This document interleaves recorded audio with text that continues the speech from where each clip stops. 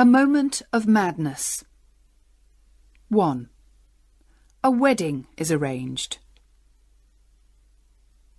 Most people who knew Baptista Trewthen agreed that there was nothing in her to love, and nothing in her to hate. She did not seem to feel very strongly about anything. But still waters run deep, and nothing had yet happened to make her show what lay hidden inside her, like gold underground. Since her birth, she had lived on St. Maria's, an island off the southwest coast of England. Her father, a farmer, had spent a lot of money on sending her to school on the mainland. At 19, she studied at a training college for teachers, and at 21 she found a teaching job in a town called Tor-upon-Sea on the mainland coast. Baptista taught the children as well as she could, but after a year had passed, she seemed worried about something. Mrs. Wace, her landlady, noticed the change in the young woman and asked her what the matter was. "It has nothing to do with the town, or you," replied Miss Trewthen. She seemed reluctant to say more. "Then, is it the pay?" "No, it isn't the pay." "Is it something that you've heard from home, my dear?" Baptista was silent for a few moments. Then she said, "It's Mr. Hedagan, David Hedagan. He's an old neighbour of ours on St. Maria's, with no wife or family at all. When I was a child, he used to say he wanted to marry me one day. Now I'm a woman, it's no longer a joke, and he really wishes to do it. And my parents say I can't do better than have him." "Has he a lot of money?" "Yes, he's the richest man that we know." "How much older than you is he?" 20 years, maybe more." "And is he, perhaps, an unpleasant man?" "No, he's not unpleasant." "Well, child, all I can say is this. Don't accept this engagement if it doesn't please you. You're comfortable here in my house, I hope, and I like having you here." "Thank you, Mrs. Wace. You're very kind to me. But here comes my difficulty. I don't like teaching."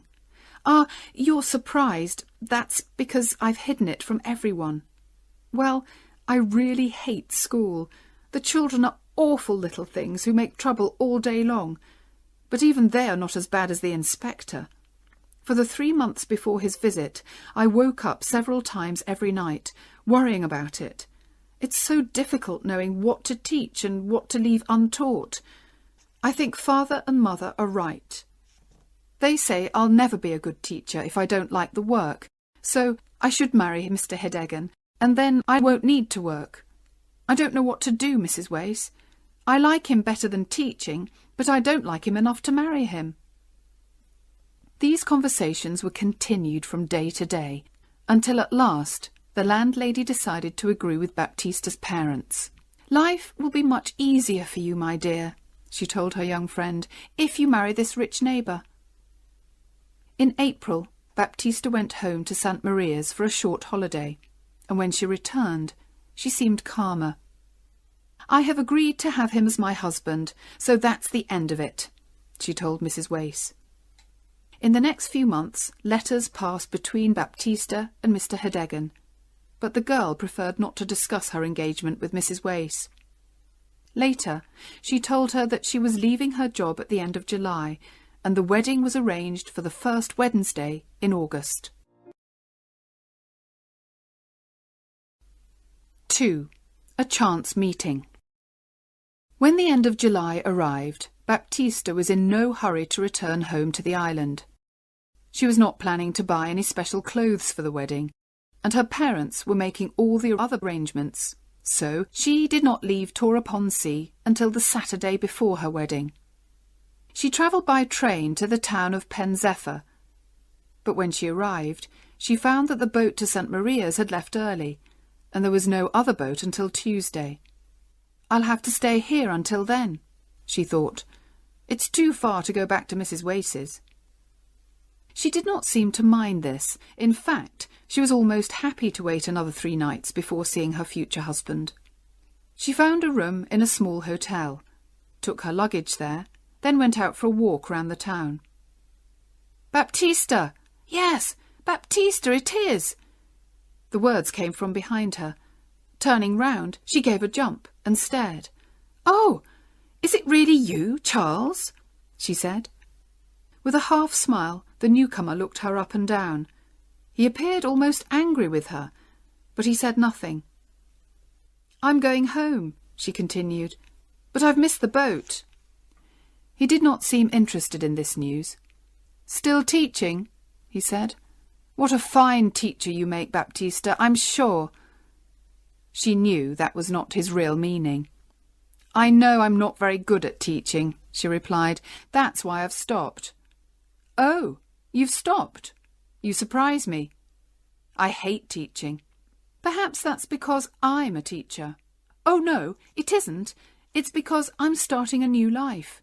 Next week I'm going to marry Mr. David Hedegan." At this unexpected reply, the young man took a step back. "Who is Mr. David Hedegan?" he said, trying to sound bored.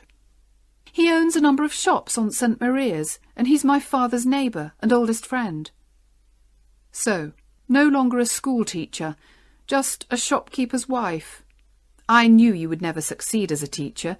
You're like a woman who thinks she can be a great actress just because she has a beautiful face, and forgets she has to be able to act. But you found out your mistake early, didn't you?" "Don't be unpleasant to me, Charles," Baptista said sadly. "I'm not being unpleasant. I'm just saying what is true, in a friendly way. Although I do have good reason to be unpleasant to you. What a hurry you've been in, Baptista. I do hate a woman in a hurry." "What do you mean?" "Well, in a hurry to be somebody's wife. Any husband is better than no husband for you, it seems. You couldn't wait for me. Oh, no. Well, thank God that's all in the past for me." "Wait for you? What does that mean, Charlie? You never showed that you felt anything special for me." "Oh, really, Baptista, dear." "What I mean is, there was nothing that I could be sure of. I suppose you liked me a little, but I didn't think you meant to make an honest engagement of it." "That's just it. You girls expect a man to talk about marrying after the first look. But I did mean to get engaged to you, you know." "But you never said so, and a woman can't wait for ever." "Baptista, I promise you that I was planning to ask you to marry me in 6 months' time." She appeared very uncomfortable, and they walked along in silence. Soon he said, "Did you want to marry me then?" And she whispered sadly back, "Yes." As they walked on, away from the town and into the fields, her shoulder and his were close together. He held her arm with a strong hand. This seemed to say, "Now I hold you, and you must do what I want." "How strange that we should meet like this," said the young man. "You and I could be husband and wife going on our honeymoon together, but instead of that, we'll say goodbye in half an hour, perhaps for ever. Yes, life is strange." She stopped walking. "I must go back. This is too painful, Charlie. You're not being kind today." "I don't want to hurt you. You know I don't," he answered more gently. "But it makes me angry, what you're going to do. I don't think you should marry him." "I must do it, now that I've agreed." "Why?" he asked, speaking more seriously now. "It's never too late to stop a wedding if you're not happy with it. Now, you could marry me instead of him, although you were in too much of a hurry to wait for me." "Oh, it isn't possible to think of that," she cried, shaking her head. "At home, everything will be ready for the wedding." "If we marry, it must be at once. This evening, you can come back with me to Trufal, the town where I live. We can get married there on Tuesday, and then no Mr. David Hedegan or anyone else can take you away from me." "But I must go home on the Tuesday boat," she said, worriedly. "What will they think if I don't arrive?" "You can go home on that boat just the same. The only difference is that I'll go with you. You'll tell your parents that you've married a young man with a good job, someone that you met at training college. When I meet them, they'll accept that we're married and it can't be changed, and you won't be miserable forever as the wife of an awful old man. Now, honestly, you do like me best, don't you, Baptista?" "Yes," she whispered. "Then we will do what I say." 3. Baptista gets married. That same afternoon, Charles Stowe and Baptista Trewthen travelled by train to the town of Trufel. Charles was, surprisingly, very careful of appearances and found a room for Baptista in a different house from where he was staying. On Sunday, they went to church and then walked around the town. On Monday, Charles made the arrangements, and by 9 o'clock on Tuesday morning, they were husband and wife. For the first time in her life, Baptista had gone against her parents' wishes. She went cold with fear when she thought of their first meeting with her new husband. But she felt she had to tell them as soon as possible, and now the most important thing was to get home to St. Maria's. So, in a great hurry, they packed their bags and caught the train to Penzeffer. They arrived 2 hours before the boat left, so, to pass the time, they decided to walk along the cliffs a little way. It was a hot summer day, and Charles wanted to have a swim in the sea. Baptista did not like the idea of sitting alone while he swam. "But I'll only be a quarter of an hour," Charles said, and Baptista passively accepted this. She sat high up on the cliffs and watched him go down a footpath, disappear, appear again, and run across the beach to the sea. She watched him for a moment, then stared out to sea, thinking about her family. They were probably not worried about her because she had sometimes missed the boat before, but they were expecting her to arrive today and to marry David Hedegan tomorrow. "How angry Father will be," she thought miserably, "and Mother will say I've made a terrible mistake. I almost wish I hadn't married Charles in that moment of madness. Oh dear, what have I done?" This made her think of her new husband, and she turned to look for him. He did not appear to be in the sea any more, and she could not see him on the beach.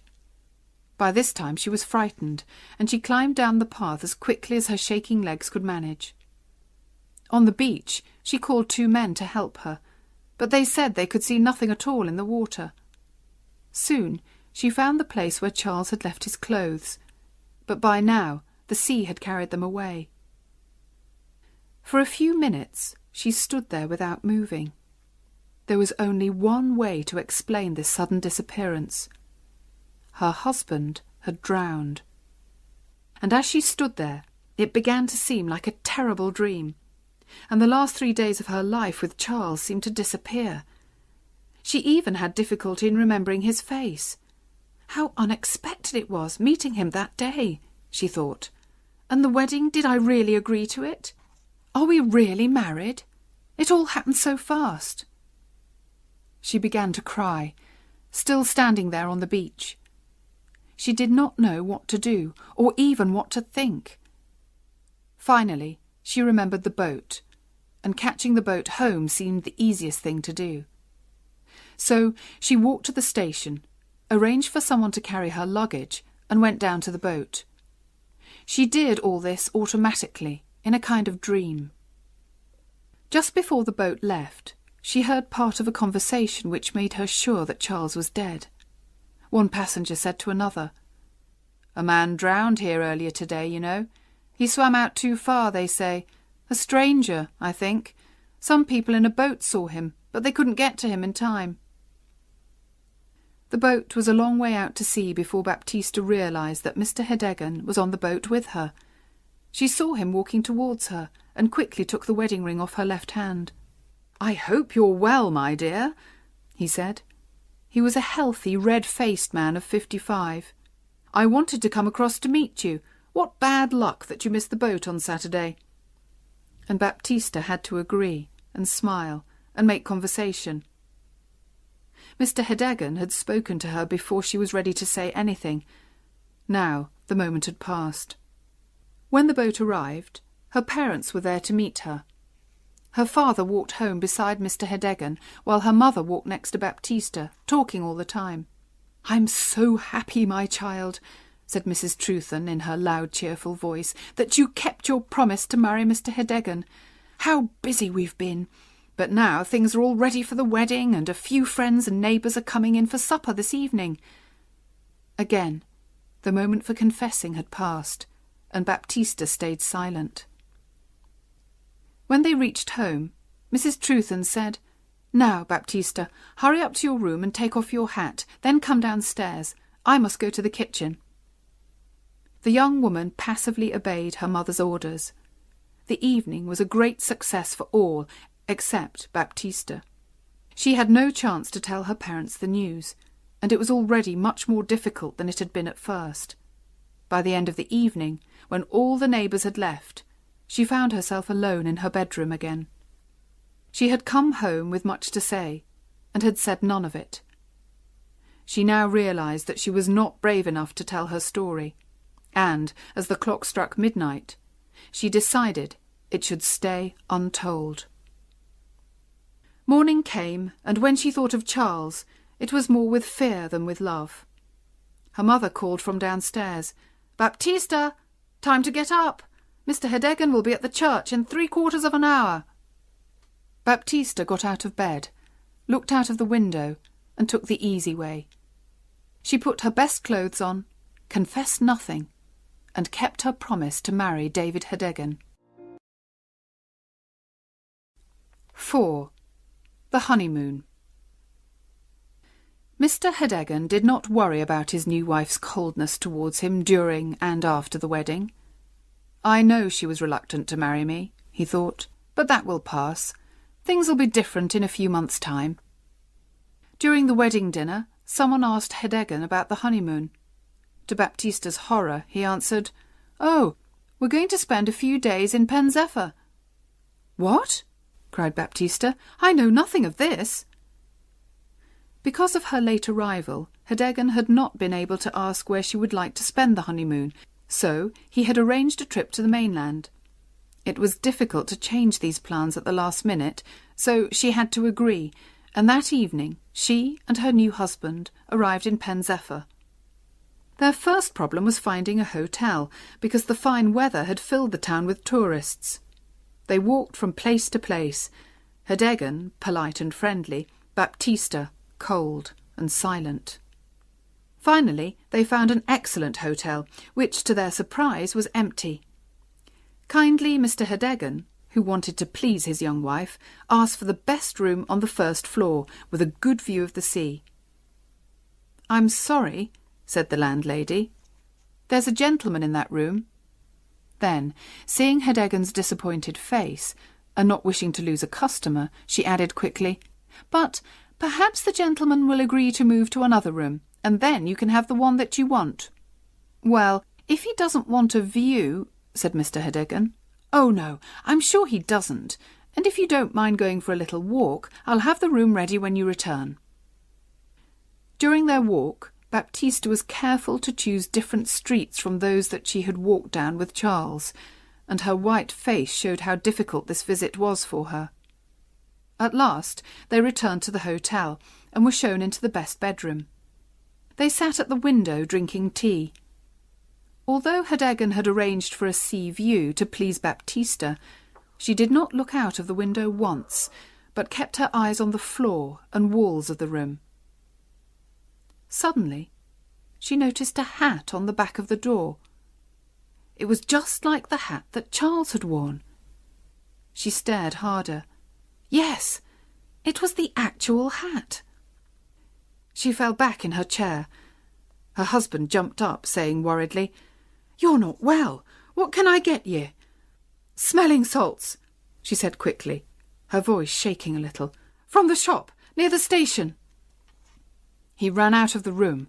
Baptista rang the bell, and when a young girl came, whispered to her, "That hat, whose is it?" "Oh, I'm sorry, I'll take it away," said the girl hurriedly. She took the hat off the door. "It belongs to the other gentleman." "Where is the other gentleman?" asked Baptista. "He's in the next room, madam. He was in here. But I can't hear him. I don't think he's there." "He makes no noise, but he's there," replied the girl.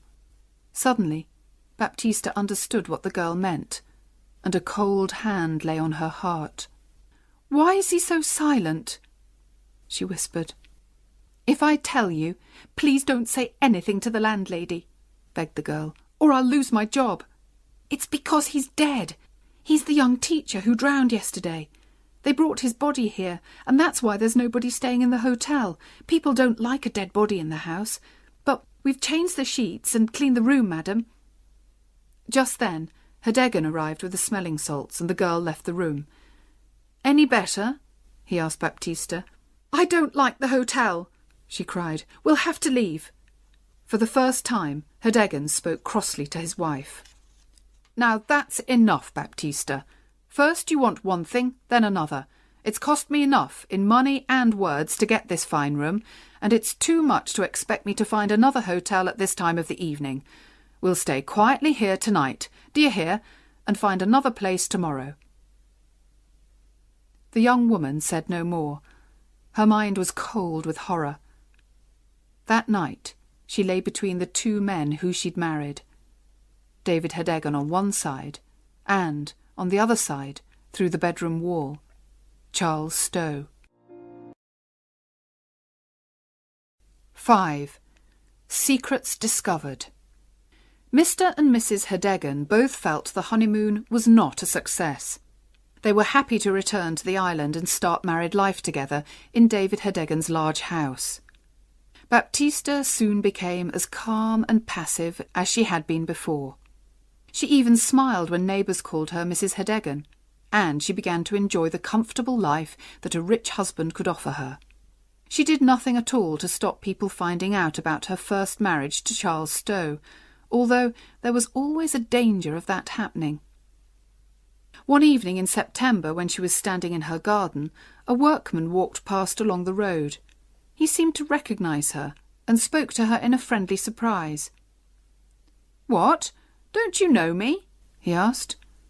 "I'm afraid I don't," said Baptista. "I was your witness, madam. I was mending the church window when you and your young man came to get married. Don't you remember? The vicar called me to be a witness." Baptista looked quickly around. Hedegan was at the other end of the garden, but unluckily, just at that moment, he turned and walked towards the house. "Are you coming in, my dear?" he called out to Baptista. The workman stared at him. "That's not your—" he began. Then he saw Baptista's face and stopped. Baptista was unable to speak, and the workman began to realise that there was a little mystery here. "I've been unlucky since then," he continued, still staring at Baptista's white face. "It's hard finding enough work to buy food for my wife and myself. Perhaps you could help me, because I once helped you." Baptista gave him some money and hoped never to see him again. But he was cleverer than he looked. By asking questions on the island and the mainland, he soon realised that Baptista had married one man on Tuesday and another man on Wednesday. He visited her again 2 days later. "It was a mystery to me, madam," he said, when she opened the door, "but now I understand it all. I want to tell you, madam, that I'm not a man to make trouble between husband and wife, but I'm going to get back to the mainland again, and I need a little more money. If your old man finds out about your first husband, I'm sure he won't like it, will he?" She knew he was right, and paid him what he wanted. A week later, the workman sent his wife to ask for more money, and again Baptista paid. But when there was a fourth visit, she refused to pay and shut the door in the man's surprised face. She knew she had to tell her husband everything. She liked him better now than she had done at first, and did not want to lose him. But her secret was no longer safe. She went to find him and said, "David, I have something to tell you." "Yes, my dear?" he said, with a sigh. In the last week he had been less cheerful and had seemed worried about something. When they were both in the sitting-room, she said, "David, perhaps you will hate me for this, but I must confess something that I've hidden from you. It happened before we were married, and it's about a lover." "I don't mind. In fact, I was hoping it was more than that. Well, it was. I met my old lover by chance, and he asked me, and, well, I married him. We were coming here to tell you, but he drowned, and I said nothing about him, and then I married you, David, for peace and quietness. Now you'll be angry with me. I know you will." She spoke wildly and expected her husband to shout and scream, but instead the old man jumped up and began to dance happily around the room. "Oh, wonderful!" he cried. "How lucky! My dear Baptista, I see a way out of my difficulty. Ha ha! What do you mean?" she asked, afraid he had gone mad. "Oh, my dear, I've got something to confess too. You see, I was very friendly with a woman in Pen Zephyr for many years. Very friendly, you could say, and in the end I married her just before she died. I kept it secret, but people here are beginning to talk, and I've got 4 big girls to think of." "Oh, David, 4 daughters!" she cried in horror. "That's right, my dear. I'm sorry to say they haven't been to school at all. I'd like to bring them to live here with us, and I thought by marrying a teacher I could get someone to teach them, all for nothing. What do you think, Baptista?" 4 grown girls always around the house, and I hate teaching. It kills me. But I must do it. I can see that. I am punished for that moment of madness. I really am. Here the conversation ended. The next day Baptista had to welcome her husband's daughters into her home. They were not good-looking or intelligent or even well-dressed, and poor Baptista could only look forward to years of hard work with them. She went about sighing miserably, with no hope for the future. But when Hedeggen asked her a month later, "How do you like 'em now?" her answer was unexpected. "Much better than at first," she said. "I may like them very much one day." And so began a more pleasant time for Baptista Hedeggen. She had discovered what kind, gentle girls these unwelcome daughters were. At first she felt sorry for them, then grew to like them, and from liking she grew to love them. In the end they brought her and her husband closer together. And so Baptista and David were able to put the past behind them and find unexpected happiness in their married life.